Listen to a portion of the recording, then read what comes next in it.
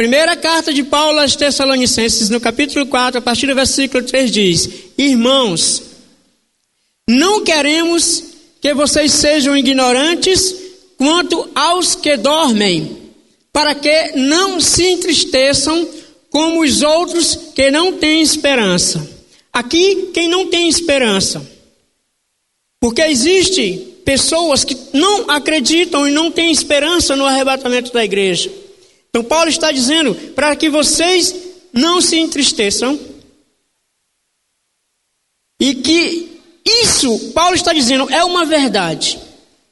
Versículo de número 14: se cremos que Jesus morreu e ressurgiu, cremos que também que Deus trará mediante Jesus e com ele aqueles que nele dormiram.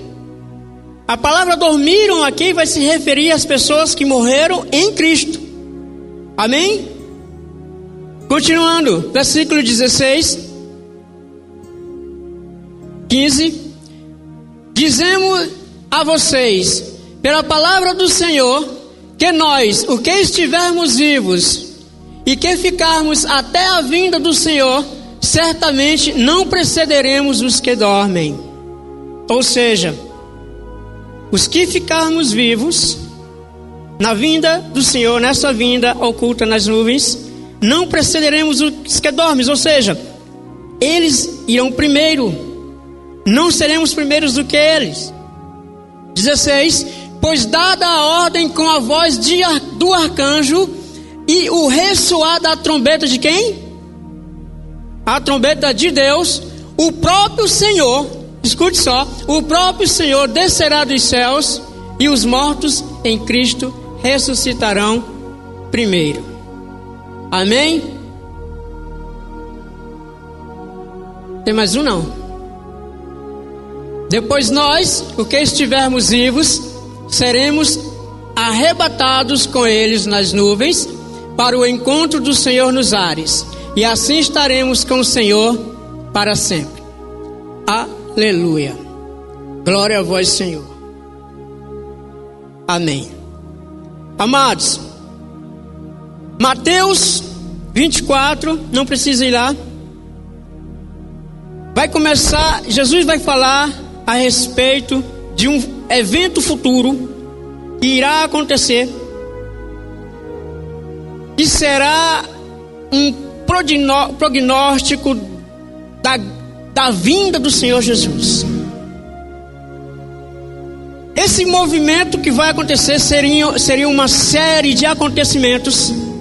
Ele vai falar de guerras, de rumores de guerras, vai falar de falsos profetas e tal, uma série de coisas que vocês já devem ter visto em Mateus 24 e 25. Jesus vai iniciar o capítulo com os seus discípulos, e no capítulo os discípulos estarão admirados, olhando para o templo e dizendo quão bonito, quão grande é esse templo.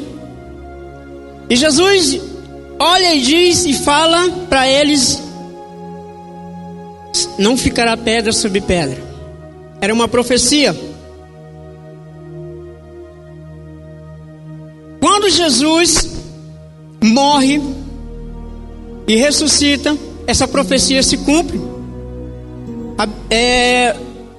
70 anos depois disso, o general Tito, com seu exército, invade a cidade de Jerusalém. E naquele lugar é destruído o templo, é tocado fogo. E vocês sabem que as partes de madeira do templo, elas eram revestidas de ouro. E aquele ouro, ele escorre, derretendo da madeira, a madeira queima e o ouro escorre e entra pelas fendas das pedras daquele lugar. E o único meio daqueles homens tirarem o ouro que estava nas fendas das pedras seria destruindo aquele lugar por inteiro, pedra sobre pedra, tirando pedra após pedra para poder tirar o ouro. E a profecia se cumpre de Jesus, que não ficaria pedra sobre pedra. Aleluia. Porém, logo em seguida teria que se dar início ao cumprimento da profecia de Mateus 24. Mas existe aí um paralelo, meio entre a morte de Jesus, a ressurreição de Jesus e o cumprimento dessa outra profecia de Mateus 24. Vocês já vão entender tudo isso. Sei que está meio assim, mas vamos encaixar as coisas. Quando Jesus morre, aliás, quando Jesus está para ser crucificado, ele está ali no local para ser julgado. Existe de um lado Barrabás, existe Jesus, e o povo quer que soltem Barrabás e crucifiquem Jesus. Quem está conduzindo aquele local diz: quem eu solto, Jesus ou Barrabás? E o povo diz: Barrabás. E o que eu faço com esse Jesus? Crucifica-o. O povo judeu dizendo: crucifica-o, crucifica-o, crucifica-o. E numa palavra dita pelo povo, incitada por aqueles homens da religiosidade, da religião, os fariseus, os escribas, eles dizem: que o sangue dele caia sobre nós, trazendo para si, o povo judeu, uma condenação, por assim dizer. E a partir daquele momento, meu querido e minha querida, você e eu tivemos a oportunidade de estarmos aqui glorificando o nome do Senhor, porque os judeus rejeitaram a Cristo. Naquele momento eles rejeitaram a Cristo, e abre-se agora um parêntese entre a profecia de Mateus 24. É como se no tempo tivessem adormecido aquela profecia. Não, agora não. Para-se o tempo agora, para os judeus. Eles rejeitaram, para-se o tempo agora para os judeus. E a partir daquele momento, como eu falei, é aberta uma oportunidade para mim e para você. É o tempo da igreja. Na teologia é chamado de dispensação da graça. É o momento, meu querido, que você e eu, para chegarmos até Jesus, para chegarmos até Deus, temos apenas que crer e perseverar. É o momento em que não preciso mais lutar, sacrificar animais e isso e aquilo. Não, eu preciso crer. Com a minha fé, como o Jadiel falou aqui, que está escrito: impossível agradar a Deus, com essa fé chegarmos até Deus. E esse parêntese, ele está há 2000 anos já. E quando é que vai acabar? Quando isso acaba e volta a acontecer novamente as profecias, a continuar acontecendo as profecias de Mateus 24, quando a igreja for arrebatada. Daniel, capítulo 9 de Daniel vai falar das semanas. Segundo os estudiosos, segundo os homens que queimam pestanas estudando a Bíblia para nos dar as informações, 69 semanas das 70 escritas de Daniel se cumpriram. Resta apenas uma semana. Essa semana ela é descrita, ela é traduzida como 7 anos. E essa semana ela vai se iniciar, vai ser retomada. Ela parou aonde? Na morte de Jesus. Quando os judeus rejeitam, ela para ali, 69 semanas. E ela vai dar continuidade quando? Quando a igreja for arrebatada. Uma semana. E é equivalente, de acordo com a tradução, de acordo com os estudos bíblicos, 7 anos. E não pense que esses 7 anos são 7 anos paz, de tranquilidade. Não. Sabe por quê? Porque se você for olhar Mateus 24, você vai ver que o que está escrito lá não é coisas agradáveis. Lá vai dizer coisas que nunca aconteceram na terra. Nunca aconteceram. Você viu falar de rumores de guerra, de guerras, de tribulações, de profecias, de maus profetas, mas não se compara com o que você vê hoje. Hoje você vê os acontecimentos na Síria, você vê os acontecimentos no Brasil, o roubo e corrupção e lamento e povo morrendo e povo sofrendo. Porém não se compara com o que vai acontecer nessa última semana de Daniel. Nesses últimos 7 anos antes da vinda visível do Senhor Jesus. Sabe por que Deus abriu esse parêntese? Já duram mais de 2000 anos. Porque Ele não queria deixar você de fora do céu. Todos os homens e mulheres que nasceram fora da tribo de Israel são considerados gentios. Eles não tinham direito. Mas glória a Deus, porque hoje você tem o direito de ser chamado filho de Deus. Você não vai passar pela grande tribulação, porque você será arrebatado.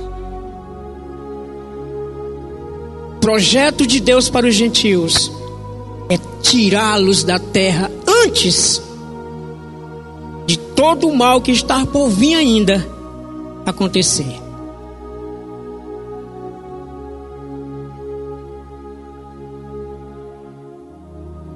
Primeiro aos Coríntios, capítulo de número 15.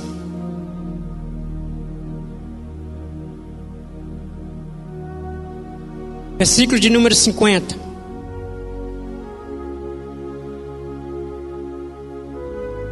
Vamos ler até o 54.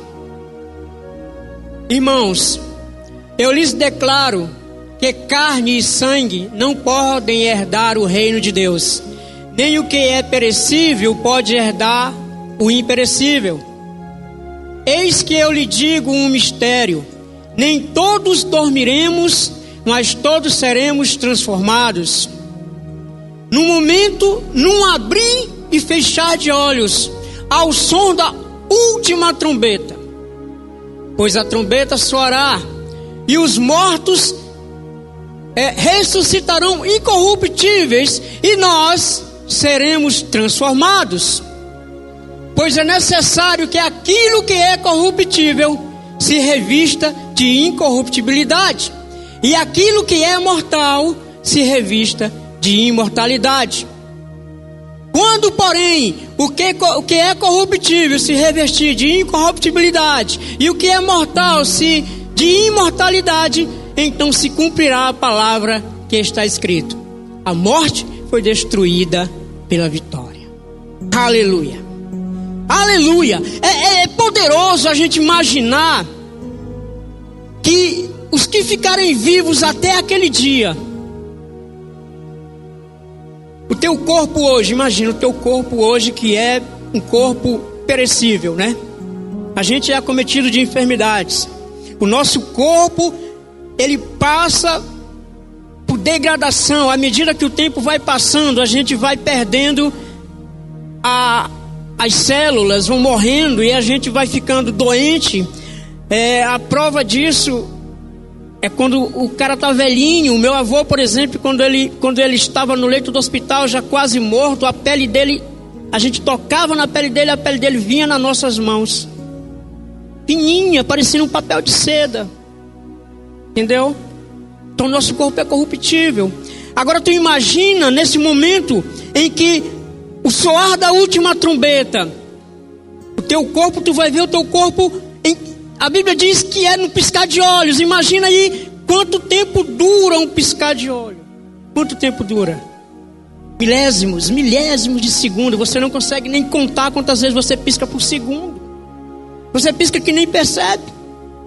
No abrir e fechar de olhos, no piscar de olhos, é muito rápido. E o teu corpo, que é perecível, vai se tornar um corpo imperecível.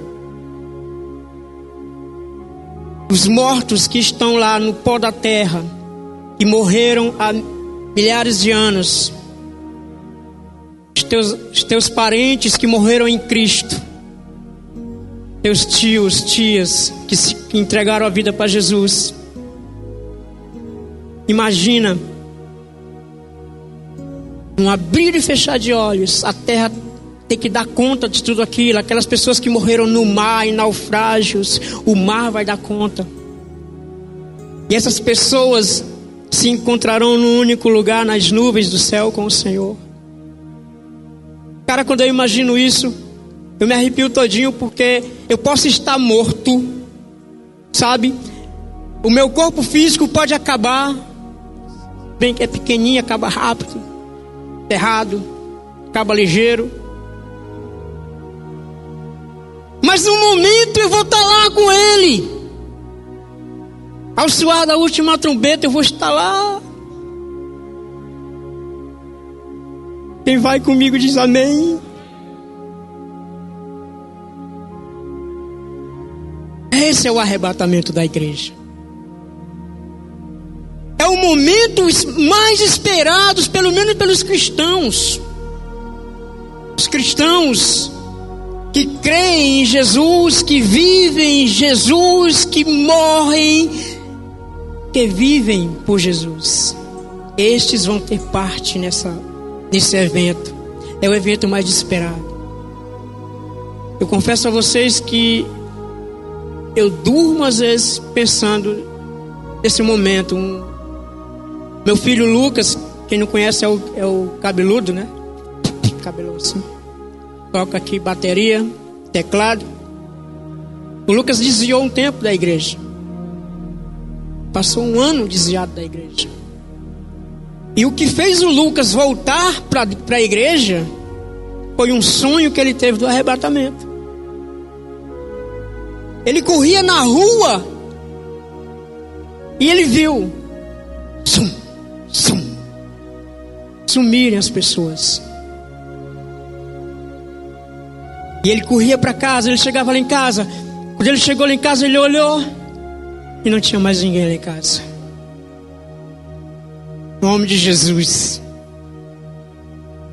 E o Lucas caiu em pranto no sonho. O Lucas chorava. E ele acorda. Quando o Lucas acorda, a primeira coisa que ele faz é ligar para ti, né, Regina? Ele liga para Regina: mãe, eu quero voltar para a igreja. Eu acho que quando ele ligou, foi pensando assim: meu Deus, ela foi arrebatada, ela não vai atender o telefone. Mas a gente estava orando por ele, a gente estava subindo um monte por ele, a gente estava chorando por ele. E Deus mostrou o que vai acontecer para ele. Entendeu? Então esse é o arrebatamento. Então durante essa última semana de Daniel, que são esses 7 anos, o anticristo vai se manifestar. Porém você não estará aqui, em nome de Jesus. Você não vai passar por isso. Você não vai sofrer esses embaraços. Durante esses 7 anos, uma possível paz vai acalentar o Oriente Médio, a região onde Jesus nasceu. Porque o anticristo se manifestará de uma forma boa, trazendo sacrifício de animais novamente, trazendo aqueles cultos que aconteciam no passado. E eles vão dizer: eis aí o Cristo. Os israelitas que negaram Jesus no dia da sua crucificação, que ainda hoje eles esperam por ele, quando o anticristo se manifestar de uma forma boa, de uma forma de paz. A Síria não vai mais ter guerra. Aquele local da faixa de Gaza, tudo vai estar em paz, pelo menos durante um período. E a igreja lá no céu, com as bodas do Cordeiro. Aleluia. E esse mundo vai virar uma bagunça, irmãos. Esse mundo vai virar um local que a Bíblia vai descrever. Será um local terrível. Coisas que você nunca viu e nem vai ver, que ninguém, homem, nunca viu, vai acontecer. Então o anticristo naquele local, ele reinando naquele local, a besta, falso profeta, o anticristo, e o diabo também tem a sua trindade, a besta, falso profeta e o anticristo. Eles vão estar reinando. Aí no momento lá, Jesus vai dizer agora: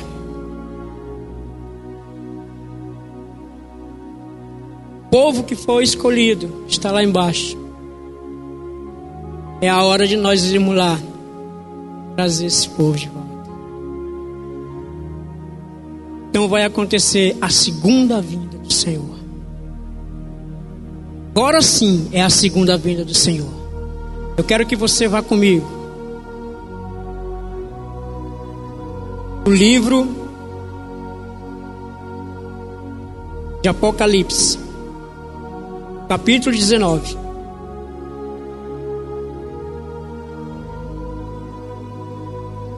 Versículo de número 11. Nós vamos ler até o 16.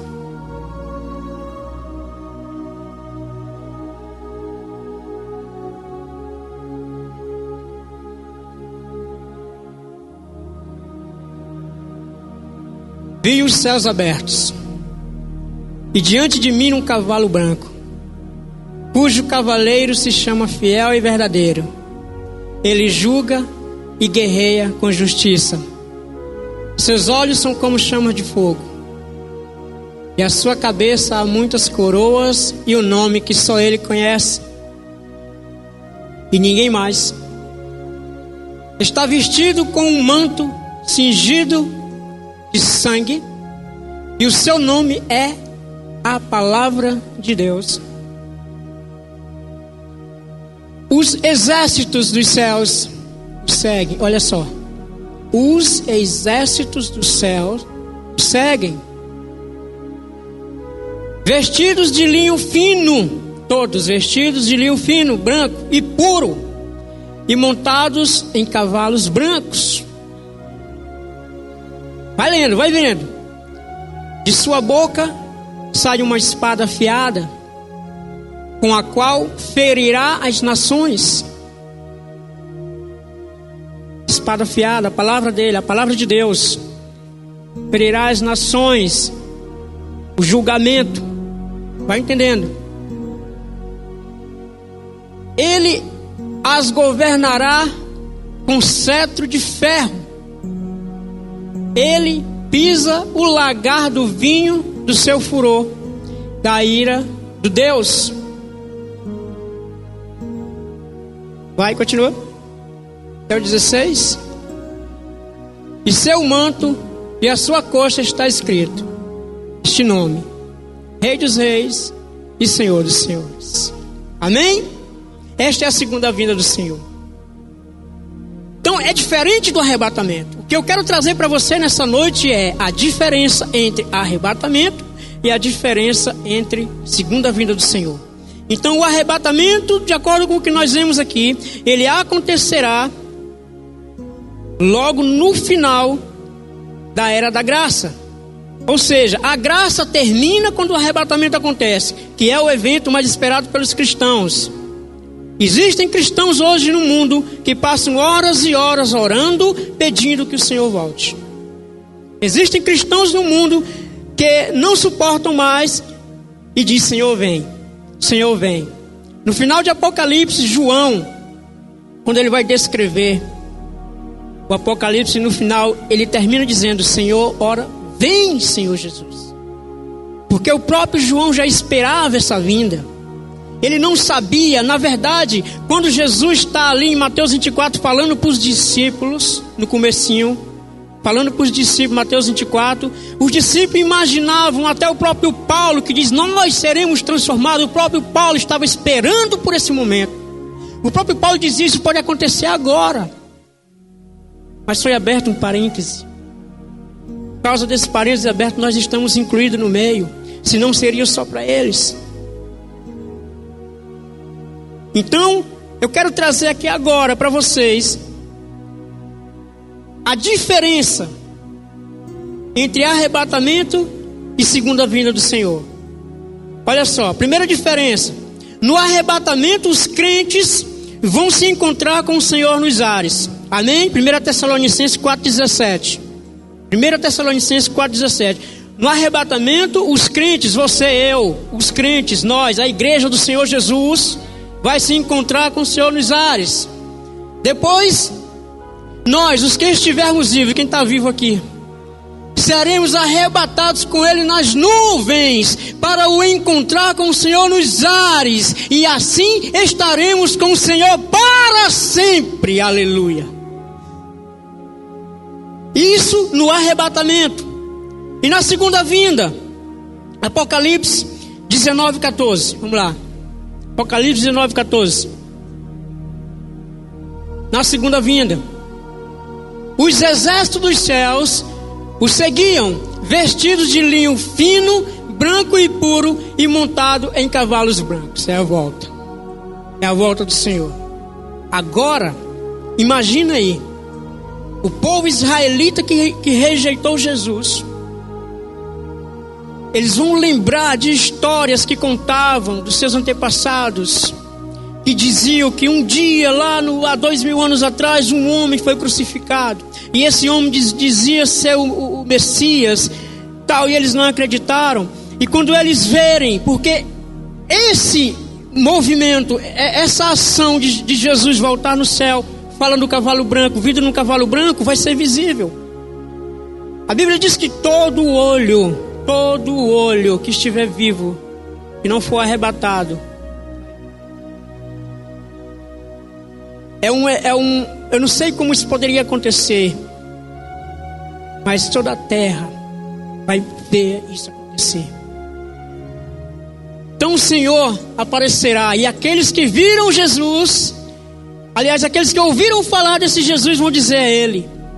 Porque naquele momento ali, quando Jesus está voltando, já no final dos 7 anos, quando o anticristo vai tentar cumprir aquele propósito que ele propôs desde o início, Satanás propôs desde o início, que era a destruição do povo de Israel. Porque você sabe que durante toda a história da Bíblia, muitos homens se levantaram, muitas nações se levantaram para destruir esse povo. Que eram pessoas, era um grupo não tão grande, não tão numeroso, mas conseguiu vencer exércitos enormes. E o planeta parece que se voltava contra na época. E não foi diferente nos nossos dias. Você sabe do que aconteceu na época de Hitler, a Segunda Guerra Mundial, onde milhões de judeus foram exterminados e era para acabar com eles. E desde aquele tempo, onde a cidade de Jerusalém foi destruída, no ano 70 da era cristã, o povo de Israel se espalhou. Se espalhou por todo o planeta Terra. E não existe uma parte do planeta Terra hoje, eu acho, que não tenha um israelita, um judeu. Quem sabia que Silvio Santos é descendente de judeu? Silvio Santos é descendente de judeu. Tem um nome chamado Silva aí? Tem algum aí com sobrenome Silva? Tem alguém com sobrenome Silva? Pereira? Oliveira? Lima? Tem alguém aí? pois todos vocês têm nomes da descendência dos judeus. Receberam isso de herança, os sobrenomes. Sabia disso? Por que colocavam-se nome de árvores? Lima, Pereira, Juazeiro não, outra coisa. Era justamente para camuflar, na época que eles fugiam dos outros países. Era para camuflar, para se esconder. E judeus espalhados pelo mundo todo. Em 1948, Segunda Guerra Mundial, após a Segunda Guerra Mundial, esse povo começa a voltar de novo para Jerusalém. Olha só, de quanto tempo faz da era cristã, do ano 70, da nossa era cristã. Em 1948, amados, é muito tempo. Eles começam a voltar agora, nessa época, depois da Segunda Guerra Mundial. Inclusive com a ajuda de um brasileiro, na época, chamado Oswaldo Aranha. Alguém já ouviu falar desse brasileiro? Voltar novamente as suas culturas, né? A falar novamente o hebraico, o aramaico. Então o povo judeu começa a se juntar já nesse período agora, 1948, bem pertinho de nós. Amém? Então, esse povo, quando olhar para o céu e ver Jesus voltando, eles vão dizer: nos socorre, porque já estão nos destruindo, porque na verdade é o objetivo de Satanás. E esse povo não vai ser destruído, porque Jesus tem algo em particular com eles, mas Jesus precisa primeiro tratar de nós. Então, por isso o arrebatamento e depois com eles. Então essa é a diferença. Primeiro, arrebatamento nas nuvens. Segunda vinda, 7 anos depois, quando Jesus vem, segunda vinda. Diferença. A outra diferença é: o arrebatamento ocorre antes da grande tribulação e a segunda vinda depois da grande tribulação. Agora aqui a gente entra numa polêmica, porque alguns teólogos vão defender que o arrebatamento vai acontecer no começo da grande tribulação. Uns defendem que vai acontecer no meio e outros defendem que vai acontecer junto a volta de Jesus e o arrebatamento junto. Porém, eu acredito nessa primeira, em que seria arrebatamento, depois a volta de Jesus 7 anos depois. A terceira diferença é: o arrebatamento é uma remoção dos crentes da terra como um ato de libertação. Ok? É uma remoção dos crentes da terra como um ato de libertação, para que não passe por esse sofrimento. Me mostra isso aí na Bíblia, pelo amor de Deus.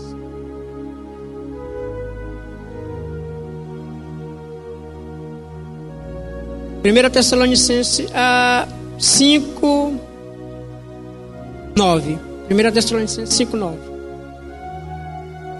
Porque Deus não nos destinou para a ira, mas para recebermos a salvação por meio do nosso Senhor Jesus Cristo.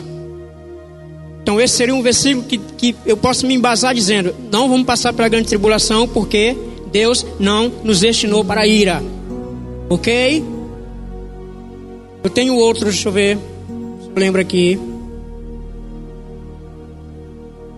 Vê se é Apocalipse 3:10 aí, só me ver aqui. 3:10. Notei. Visto que você guardou a minha palavra de exortação e perseverança, eu também o guardarei da hora da provação que está para vir sobre todo o mundo, para pôr à prova os que habitam na terra. Ok? Então seria mais ou menos o outro versículo embasado que eu usaria aqui para dizer que nós não passaríamos pela grande tribulação. Seríamos arrebatados antes. Ok? A segunda vinda é a remoção dos incrédulos como um ato de julgamento. Olha, Quem vai ficar no arrebatamento? Quem não vai subir no arrebatamento? Dois tipos de pessoas. Os que não creem, os que não creem, inclui-se os judeus, e aqueles que se afastaram. Sou crente, pastor Zezinho, aí por algum motivo eu me afasto da igreja. No momento que eu me afasto da igreja, a trombeta toca. Aí eu fico, tá amarrado. Então, dois tipos de pessoas ficariam fora do arrebatamento: os que não creem e os desviados. Por isso que é importante, meu querido e minha querida, você que está aqui nessa noite, se sabe de alguém que está desviado da igreja, toca no ouvido dele, traz ele para a igreja, porque eu te garanto uma coisa: eu não sei te dizer quando que vai acontecer o arrebatamento da igreja, não. Eu te dizer, ninguém sabe. A Bíblia diz que nem mesmo os anjos sabem disso. Nem os anjos que estão lá, de frente a frente com Deus, não sabem. Imagina eu. Mas uma coisa eu sei: não está mais por muito tempo para isso acontecer, não. Porque desde a morte de Jesus até hoje, já se passaram mais de 2000 anos. E o que está acontecendo no mundo hoje só vai nos mostrar que Jesus está voltando. Jesus está voltando. Amém. Segunda vinda e a remoção dos incrédulos como um ato de julgamento. Mateus 24, versículo 40 e 41. Esse Mateus 24, olha só. 2 homens estarão no campo e um será levado e outro será deixado. 40, 41. 2 mulheres estarão trabalhando, uma no moinho e a outra será levada e a outra deixada. Parêntese aqui. Muitos pregadores, e inclusive eu já ministrei muitas vezes aqui dizendo que isso aqui seria o momento do arrebatamento. Mateus 24, foi o que eu comecei a falar aqui no começo. Mateus 24, Jesus falando no comecinho para os discípulos. Considerando que Jesus estava falando naquela época para os discípulos, depois você lê Mateus 24 inteiro, você vai ver o que acontece nesse capítulo aí, meu irmão, não está escrito. 24 e 25, nesse capítulo aí não está escrito mesmo. É muita coisa. Então, considerando que Jesus estava falando aqui para os discípulos, ok? Para os discípulos. Então ele estava falando para aquele povo lá. Nesse momento aqui, você já foi arrebatado. É o que eu creio. Porém, pode ter outras vertentes que dizem o contrário, mas eu creio nisso. Nesse momento, nós fomos arrebatados. Jesus está falando agora aqui com quem? Está dizendo para quem? Para os que ficaram. Aqueles que não acreditavam, que não creram, e aqueles que se desviaram. Existe um teólogo aí que ele fala que os que se desviaram não terão mais chance. Eu não creio nisso. Eu acredito que os desviados terão uma outra chance. Cara, eu fico assim meio confuso de até falar isso, porque na verdade se o cara teve a chance o tempo todinho da vida dele, meu irmão, depois se dizia e Jesus chega e ele fica, eu fico assim meio saber se esse rapaz vai ter realmente uma outra chance. Bem, então aqui está dizendo, 2 mulheres estarão trabalhando no moinho, uma será tirada, outra será deixada. Então seria nessa segunda vinda aqui a diferença da primeira, do arrebatamento, para essa diferença na segunda vinda do Senhor Jesus. Esses seriam tirados para a perdição, levados para a perdição. Eu vi um cara falando sobre isso, eu me zanguei com ele, porque eu não tinha ainda entendido o que era esse Mateus 24. Mateus 24 é o momento da tribulação. Então o arrebatamento já aconteceu. Mateus 24 e 25 é a tribulação. Coisas que vão acontecer e a gente não imagina, não tem ideia. Ok? Então, outra diferença: o arrebatamento vai ser secreto, ok? E instantâneo. 1 Coríntios 15, Já leu 54 e 50 e 54. Não abrir, fechar de olhos. Será secreto. É a segunda vinda. Após o arrebatamento será o que? Visível. Apocalipse 1:7. Ok? Apocalipse 1:7. Será visível. A primeira será secreto. Ou seja, o arrebatamento da igreja será em secreto, nas nuvens do céu. E a segunda vinda será visível.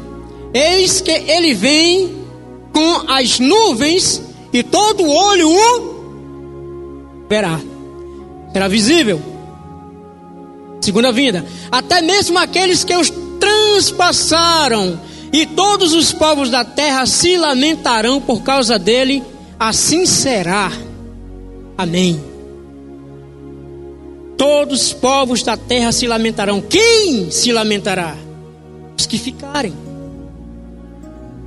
Os que ficaram no arrebatamento, os desviados que ficaram do arrebatamento, os que não acreditaram quando tinha um pregador na praça ministrando a palavra do Senhor, dizendo: te arrepende, porque é chegada a tua hora. Te arrepende, porque Jesus está voltando. E o cara passava de largo e até xingava e não dava bola.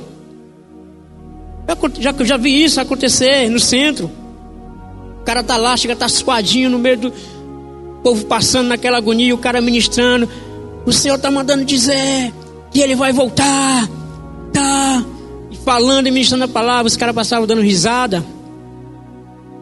Esses que zombam dos que têm mais coragem do que eu e você de pregar na praça, esses que zombam e ficaram no arrebatamento, Deus tem misericórdia.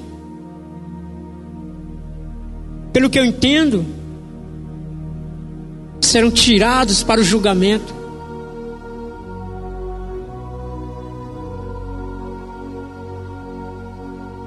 O quinto e último diferença, a quinta e última diferença é que o arrebatamento é eminente.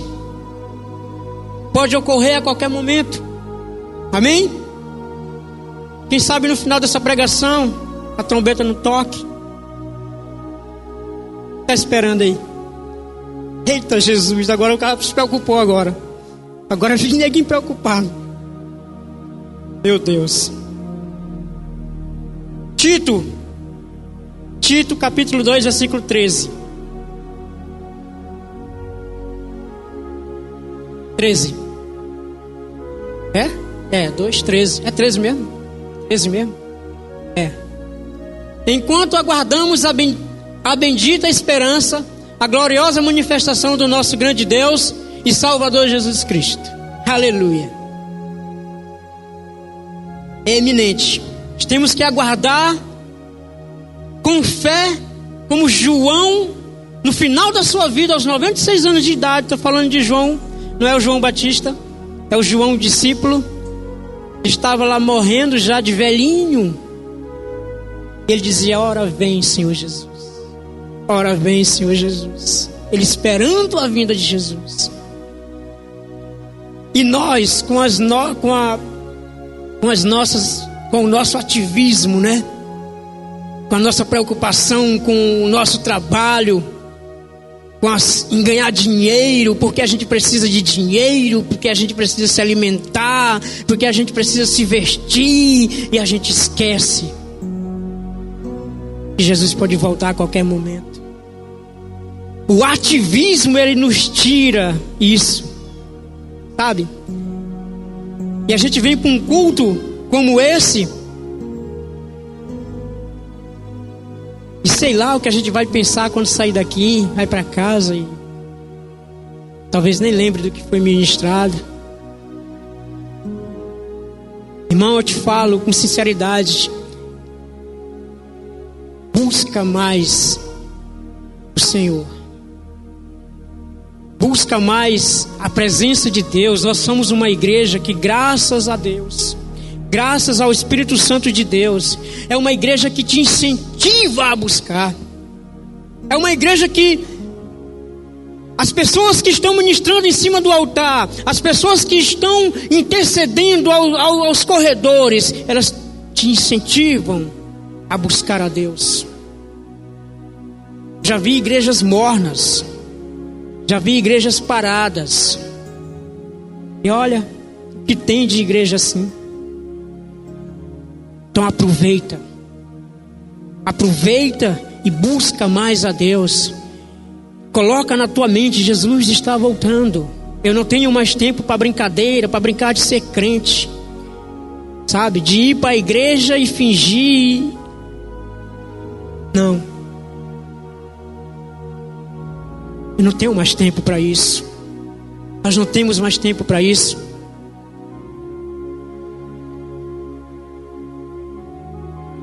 E para que aconteça a segunda vinda de Jesus, existe uma série de coisas que tem que acontecer ainda.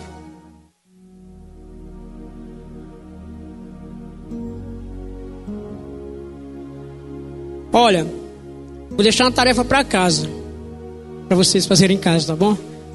Capítulo 6 de Apocalipse, capítulo 19 de Apocalipse. Anota aí do ladinho da tua Bíblia. Capítulo 6 inteiro, capítulo 19 inteiro.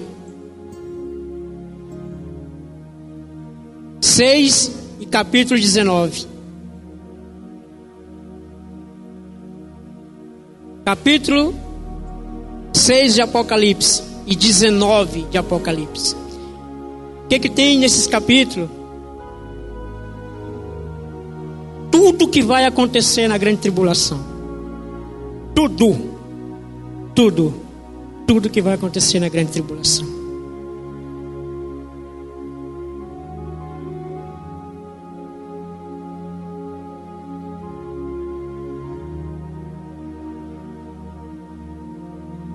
Os crentes não vão passar pela grande tribulação. Nós vimos aí em Apocalipse 5:9 e aliás, Apocalipse 3:10, né? E 1 Tessalonicenses 5:9. Nós não vamos passar pela grande tribulação porque nós seremos arrebatados. Se o arrebatamento e a segunda vinda são o mesmo evento, aqui seria se fosse a mesma coisa, né? É o mesmo evento. O retorno de Jesus não seria iminente, ou seja, não estaríamos, porque já seria programado. Há várias coisas que precisam ocorrer antes do retorno de Jesus. Então, Mateus 24 vai falar também inclui também aí Mateus 24, tá bom? Esse texto que você vai ler, que é o que vai acontecer na grande tribulação, para você não ter dúvida do que vai acontecer na grande tribulação. Tenho certeza que você vai ficar mais afinado. Ao descrever o período da grande tribulação, capítulo 6 e capítulo 19 de Apocalipse, em nenhum lugar a igreja, você vai observar que em nenhum lugar do capítulo 6 e no capítulo 19 de Apocalipse, a igreja está incluída, falando da igreja. Não fala da igreja. Também esse tempo também é chamado de angústia para Jacó. Está lá em Jeremias 37, vejam. Jeremias 37, vê se é. Esse período da grande tribulação, ele é chamado de a angústia para Jacó. Como será terrível aquele dia, sem comparação. Será tempo de angústia para Jacó, mas ele será salvo. Por quê? Jacó representa aqui todo o povo israelita, ok? Representa todo esse povo que vai ficar, Deus vai tratar com eles. Então Deus vai livrar da morte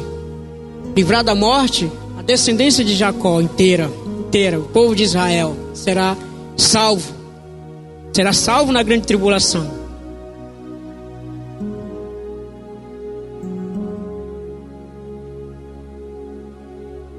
O arrebatamento e o retorno de Cristo.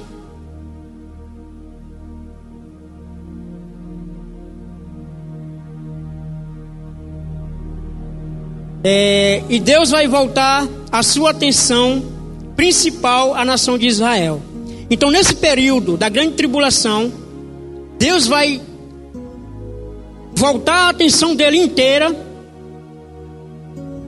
para a nação de Israel. Porque apesar de ter sido o povo que rejeitou a Jesus no começo, mas agora o anticristo está tentando destruir esse povo. E Deus diz: não, ele é meu. Como será terrível aquele dia, sem comparação, será tempo de angústia para Jacó, mas ele será salvo. Romanos capítulo 11, vamos lá. Quero ler para vocês agora algo que eu falei no começo, eu quero só retificar agora no final, para a gente fechar essa ministração. Na verdade, esse está mais para culto de doutrina, né? Ensinamento. Capítulo 11 de Romanos, versículo 17 em diante. Gente, vamos falar aqui agora a respeito de nós, povo gentil, e a respeito do povo de Israel, tá bom? Se alguns ramos foram cortados e você, sendo oliveira brava, foi incestado entre os outros, agora participa da seiva que vem da raiz da oliveira cultivada. Não se glorie contra esses ramos. Se o fizer, saiba que não é você quem sustenta a raiz, mas a raiz é você. Então você dirá: os ramos foram cortados para que eu fosse incestado. Entenda aqui: os ramos foram cortados para que eu seja incestado. Quem foi cortado? O povo judeu. Quando eles negaram a Jesus lá, quando Jesus estava sendo julgado, eles foram cortados. Para quê? Para que eu e você fossem incestados. Continuando. Está certo. Eles, porém, foram cortados devido à incredulidade. O que aconteceu naquele dia? Eles não acreditaram que aquele homem era Jesus, era o Messias.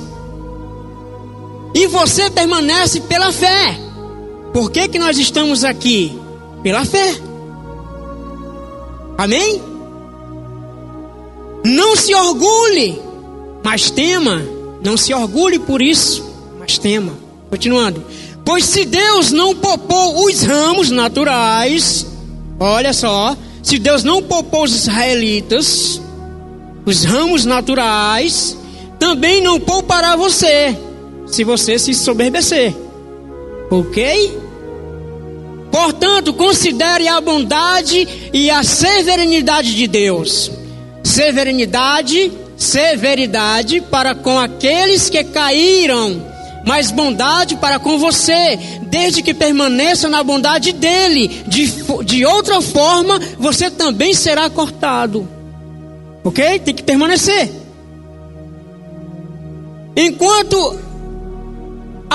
Enquanto a eles, se não continuarem na incredulidade, serão enxertados, pois Deus é capaz de enxertá-los outra vez. É o que vai acontecer.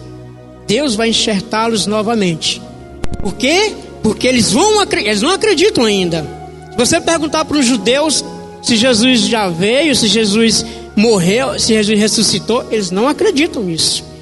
Estão na incredulidade. Mas, enquanto a eles, se não continuarem na incredulidade, serão enxertados, se não continuarem, pois Deus é capaz de exortá-lo. Versículo seguinte.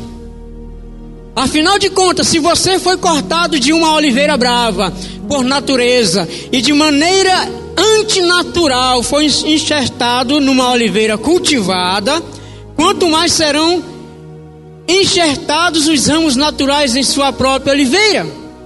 Então, se eu, que era de uma oliveira brava, certo? Era um gentil, fui enxertado na oliveira verdadeira, quanto mais aqueles que foram tirados dela podem ser colocados novamente. Irmãos, não quero que ignore este mistério. para que não se tornem presunçosos, Israel experimentou um endurecimento em parte, até que chegue a plenitude dos gentios. A plenitude dos gentios experimentam isso. Eu falei para vocês que o povo foi espalhado pelo mundo, os israelitas. Só em 1948 é que eles começaram a se juntar novamente. Mas Deus tem um projeto conosco, que vai se encerrar no arrebatamento, e vai começar o projeto com eles. Versículo seguinte. Versículo seguinte. Assim todo Israel será salvo, como está escrito: virá de Sião o Redentor que desviará de Jacó a impiedade. Continua. E esta é a minha aliança com eles, quando eu remover os seus pecados. Quanto ao Evangelho, eles são inimigos por causa de vocês, mas quanto à eleição, são amados por causa dos patriarcas. Pois os dons e o chamado de Deus são irrevogáveis. Assim como vocês, que antes eram desobedientes a Deus, mas agora receberam misericórdia, graças e obediência deles, assim também, agora, eles se tornaram desobedientes, a fim de que também receberam agora misericórdia, graça e misericórdia de Deus para com vocês. Amém? Vocês entenderam agora como é que é a situação toda? Então, meus queridos, Deus tem um tempo para nós, e esse tempo está acabando.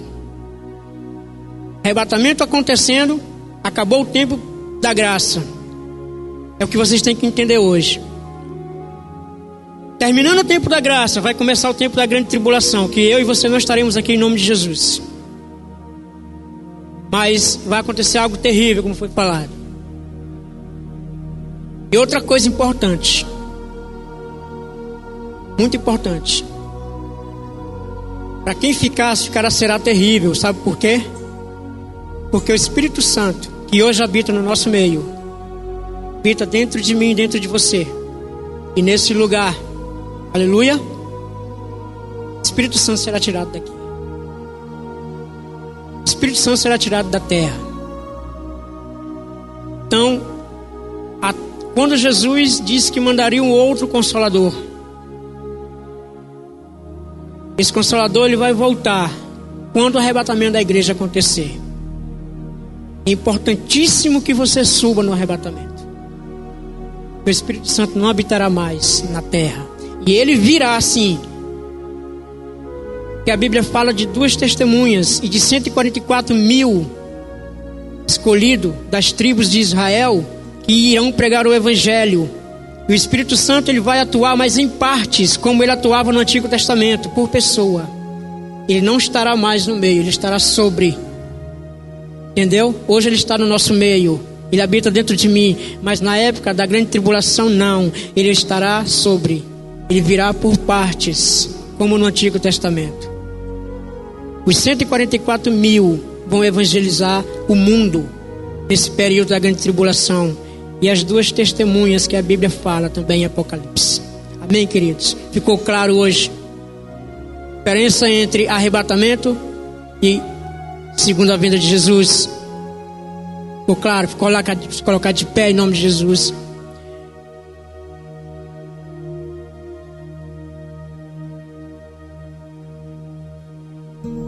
O arrebatamento e a segunda vinda são semelhantes, mas eventos separados. Os dois envolvem Jesus retornando. Os dois são eventos dos fins dos tempos, mas com diferenças. O arrebatamento é o retorno de Cristo às nuvens para remover os crentes da terra antes do tempo da ira de Deus. E a segunda vinda é o retorno de Cristo à terra para dar o fim a um período da grande tribulação, derrotar o anticristo, a besta e o falso profeta, lançá-los no lago de fogo, como está escrito. Gostaria nesse momento que você colocasse a mão agora sobre o teu coração. Nós vamos fazer uma oração hoje aqui de arrependimento também. Porque nós precisamos a cada dia nos arrepender. Fazemos, não agrada ao nosso Deus. O que precisamos estar sempre vigilantes e não estamos. Porque precisamos estar sempre esperando e não estamos. E pedir misericórdia a Deus. E se o arrebatamento acontecer agora, nós possamos subir. Possamos estar com o Senhor. Possamos viver as maravilhas que Jesus viveu. Outra coisa eu quero te falar. Em Apocalipse 19 vai falar de uma ceia. De uma ceia que de mês em mês nós treinamos aqui. Uma ceia em comunhão com os irmãos, que é uma representação de uma ceia que vai acontecer nos céus. Em que o próprio Senhor Jesus estará nos servindo.